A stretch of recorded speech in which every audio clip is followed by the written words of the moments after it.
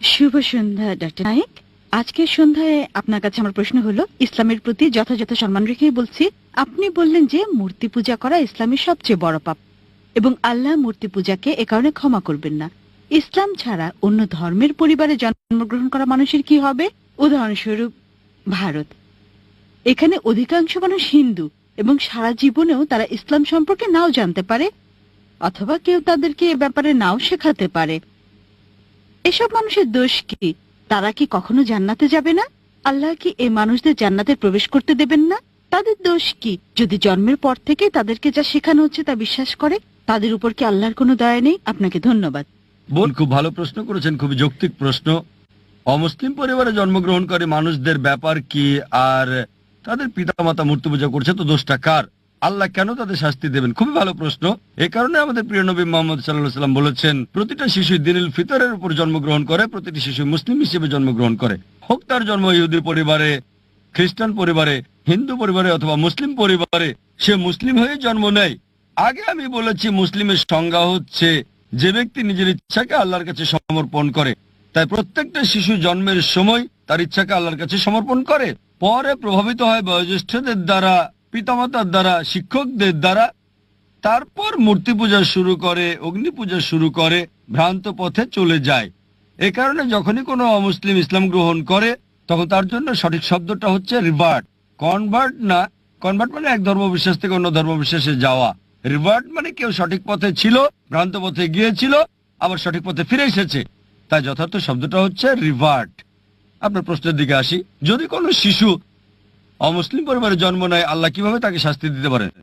এই কারণে কোনো শিশু অমুসলিম পরিবারে জন্ম নিয়ে বালেগ হওয়ার আগে যদি সে মারা যায়, সে জান্নাতে যাবে ইনশাল্লাহ। কেন? কারণ প্রত্যেক শিশুই তার ইচ্ছাকে আল্লাহর কাছে সমর্পণ করে। সে মুসলিম, তার হিন্দু অথবা খ্রিস্টান যে কোনো নাম হতে পারে, জন, রাম, এতে কোনো সমস্যা নেই। কিন্তু যদি শিশু বলে গণ্য হয় আর যদি সে অবস্থায় মারা যায়, তাহলে জান্নাতে যাবে, মুসলিম বা অমুসলিম যে পরিবারেই সে জন্মগ্রহণ করুক না কেন। পরবর্তীতে যখন সে বড় হয়ে ওঠে এবং বালেগ হয়, তখন সে দায়ী হয় তার নিজের কাজের জন্য। এ কারণে যদি কোনো শিশু অপরাধ করে, কোর্টে তাকে ছাড় দেয়, তবে যখন বালেগ হয়, সে বলতে পারে না যে বাবা শিখিয়েছে তাই আমি এখন চুরি করছি। যদি বড় হয়ে 22 বছর বয়সে চুরি করার পরে পুলিশ তাকে ধরে, সে বলতে পারে না আমার বাবা শিখিয়েছে তাই আমি চুরি করছি। বিচারক কি তাকে ছেড়ে দেবে? যদি 5 বছর বয়স হয়, বিচারক বলতে পারেন ঠিক আছে, সে শিশু, তার জ্ঞান বুদ্ধি হয়নি। কিন্তু যখন প্রাপ্তবয়স্ক হয়, তখন যদি বিচারককে সে বলে আমি চুরি করছি কারণ আমার বাবা শিখিয়েছে, তাকে ক্ষমা করা হবে না। প্রত্যেক ব্যক্তি তার কর্মের জন্য দায়ী। যখন কেউ প্রাপ্তবয়স্ক হয়, তখন তার দায়িত্ব হচ্ছে সত্য অন্বেষণ করা। আমাদের মুসলিমদের দায়িত্ব অমুসলিমের কাছে বাণী পৌঁছানো। ওই লোকটা বাণী গ্রহণ করুক বা না করুক, যদি আমরা না পৌঁছাই, আল্লাহ আমাদের হিসাব নেবেন, তিনি আমাদের হিসাব নেবেন। কিন্তু আমরা আমাদের কাজ করি বা না করি, আমরা দায়ী হব। কিন্তু কোরআনে আল্লাহ বলেন, সূরা ফুসিলাত অধ্যায় নম্বর 41 আয়াত নম্বর 53, سنريهم آياتنا في الآفاق وفي أنفسهم حتى يتبين أنه الحق। আমি তোমাদেরকে আমার নিদর্শনাবলী দেখাবো দূর দিগন্তে আর তাদের নিজেদের মধ্যেও, যতক্ষণ না তাদের কাছে স্পষ্ট হয় এটাই সত্য। আল্লাহ নিজেই দায়িত্ব নিয়েছেন যে তিনি নিজেই প্রত্যেক মানুষের কাছে সরাসরি বাণী পৌঁছে দেবেন। যদি কোনো মুসলিম তার কাজ নাও করে, সে ভালো বা মন্দ যায় উদাহরণ দেখ, আল্লাহ প্রত্যেকটা মানুষের অন্তরে উদয় করবেন, হোক মুসলিম বা অমুসলিম, সত্য সম্পর্কে, এক স্রষ্টা সম্পর্কে।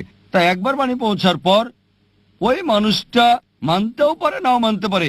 এটা ভেবেও মানতে পারে যে আমি যদি ইসলাম গ্রহণ করি, আমার পছন্দনীয় বিষয়গুলো বর্জন করতে হবে, অ্যালকোহল বাদ দিতে হবে, ডেটিং, ডান্সিং বাদ দিতে হবে এবং অন্যান্য বিষয় যেগুলো হারাম, ওই বাণী গ্রহণ নাও করতে পারে, তখন সে দায়ী হবে।